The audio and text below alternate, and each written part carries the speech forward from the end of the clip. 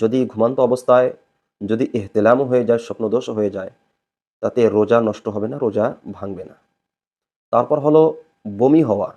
অনিচ্ছাকৃতভাবে যদি বমি হয়ে যায়, এতেও রোজা নষ্ট হবে না। কিন্তু হ্যাঁ, কেউ যদি ইচ্ছাকৃতভাবে যদি গলার ভিতরে নখ দিয়ে যদি ইচ্ছাকৃতভাবে যদি বমি করে, আর বমিটা যদি মুখ ভরে যদি হয়, তখন রোজা ভেঙে যাবে।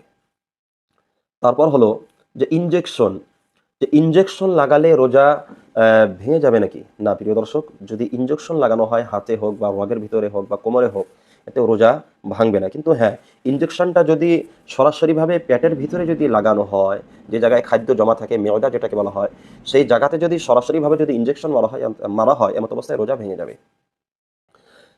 এবার ইনজেকশনটা যদি ব্রেনের ভিতরে যদি মারা হয়, যে সরাসরিভাবে ইনজেকশনটা মগজ পর্যন্ত পৌঁছে যায়, এমত অবস্থায় রোজা ভেঙে যাবে। তারপর হলো মিসওয়াক করা। মিসওয়াক করা সুন্নত। মিসওয়াক করার অনেক অনেক সব রয়েছে। রোজাদার যদি মিসওয়াক করে, মিসওয়াক করাতেও তার রোজা ভঙ্গ হবে না। তারপর হলো আতর লাগানো, খুশবু ব্যবহার করা। কোনো রোজাদার যদি আতর লাগায়, খুশবু ব্যবহার করে, এতেও রোজা ভেঙে যাবে না। তারপর হলো এ চোখের ভিতরে কোনো ড্রপ, ওষুধ লাগানো বা সুরমা লাগানো।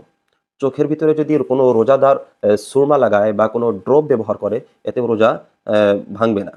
বহুত সময় এমন হয় যে চোখে ড্রপ লাগানোর কারণে সেই ড্রপের স্বাদটা গলা পর্যন্ত মানে পৌঁছে যায়। গলার ভিতরে স্বাদটা তিতা, তিতা এটা মানে অনুভবও হয়। কিন্তু এতেও রোজা ভাঙবে না। কথাগুলো মনে রাখবেন। তারপর গলার ভিতরে যদি মশা বা মাছি অনিচ্ছাকৃতভাবে চলে গেল, এতেও রোজা ভাঙবে না। তারপর হলো রক্ত বের হলে রোজা ভাঙবে কিনা প্রিয় দর্শক, অনেক মানুষ রয়েছে যেনারা ভাবে, যাদের একটা ধারণা যে হাত যদি কেটে যায় বা শরীরের কোনো অংশ যদি কেটে যায়, কোনো অঙ্গ কেটে যদি রক্ত বের হয়, তখন রোজা চলে যাবে। প্রিয় দর্শক, এটা ভুল ধারণা। রক্ত বের হলে বা হাত কেটে গেলে বা ইনজেকশন দিয়ে যদি রক্ত বের করে নেওয়া হয় টেস্ট করার কারণে, এমত অবস্থাও রোজা নষ্ট হবে না।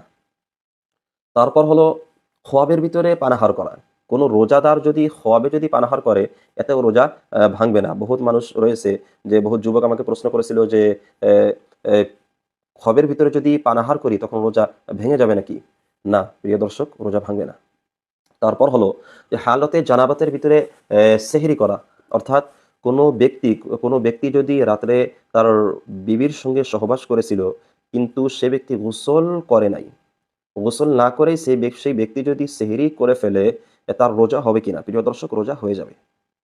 হালাতে জানাবাত অর্থাৎ গোসল ফরজ হওয়া সত্ত্বেও যদি গোসল না করে যদি সেহরি করে ফেলে, তার রোজা হয়ে যাবে।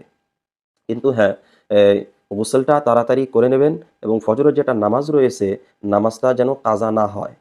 নামাজের সময়টা পার হয়ে যাওয়ার আগেই গোসলটা করে নামাজটা পড়ে নেবেন।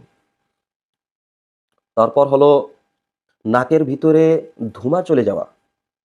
নাকের ভিতরে যদি ধুমা চলে যায়, এটা যদি অনিচ্ছাকৃতভাবে যদি ধুমা চলে যায়, যেমন কোনো রাস্তাতে ছিল, সেই জায়গায় কোনো মানুষ মানে আগুন জ্বালিয়েছিল, তার ভিতর থেকে যদি এই সেই জায়গাটার থেকে যদি নাকের ভিতরে ধুমা চলে যায়, অনিচ্ছাকৃতভাবে যদি হয় এটা, তাতে রোজা নষ্ট হবে না। কিন্তু হ্যাঁ, এটা যদি ইচ্ছাকৃতভাবে যদি হয়, যে সেই ব্যক্তি সেই জায়গায় বসে, বসে ধুমা টানছে নাক দিয়ে, এমত অবস্থায় রোজা ভেঙে যাবে।